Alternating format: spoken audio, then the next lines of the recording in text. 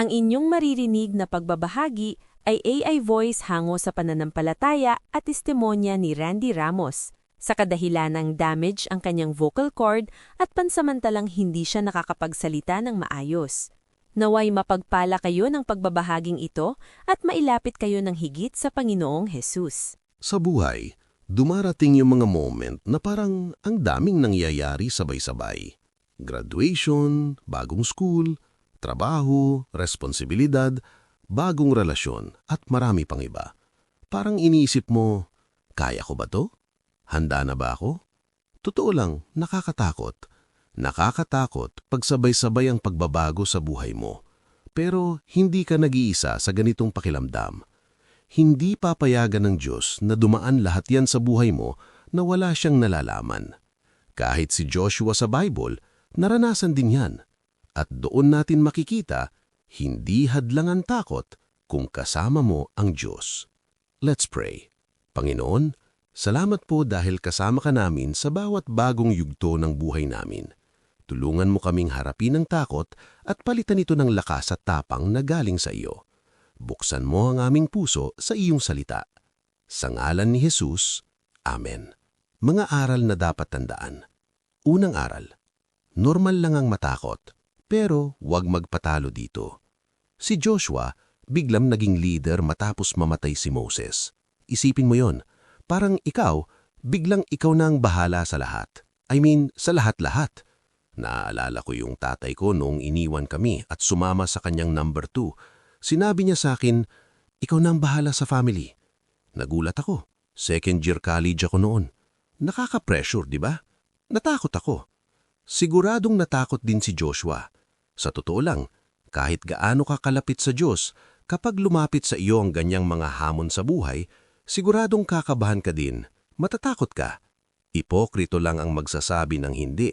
Pero ang maganda sa kalagayan ni Joshua ay paulit-ulit sinabi ng Diyos sa kanya, magpakatatag ka at lakasan mo ang iyong loob.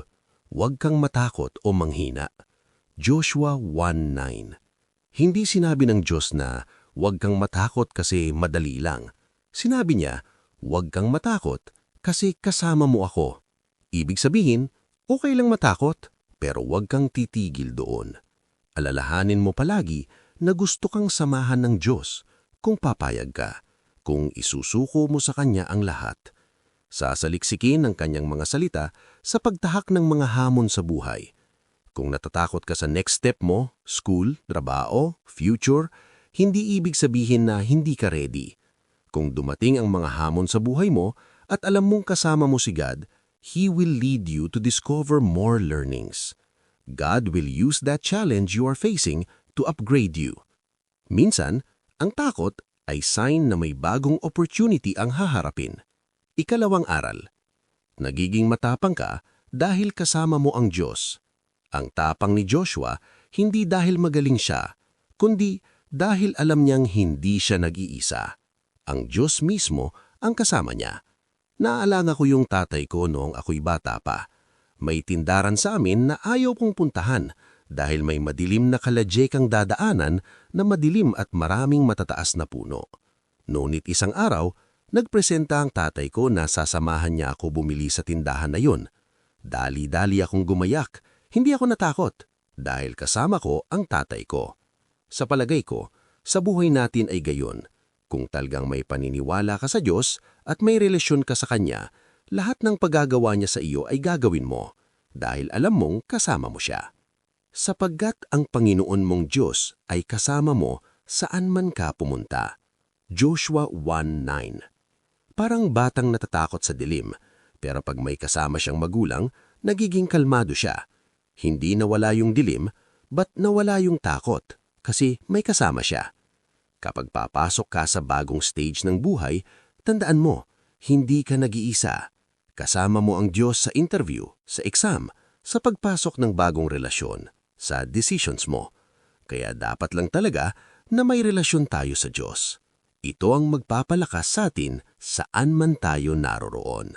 Ikatlong aral, mas mabuti ang plano ng Diyos kaysa sa plano mo. Minsan, gusto nating malinaw lahat, parang may step-by-step guide, pero hindi laging ganun ang Diyos.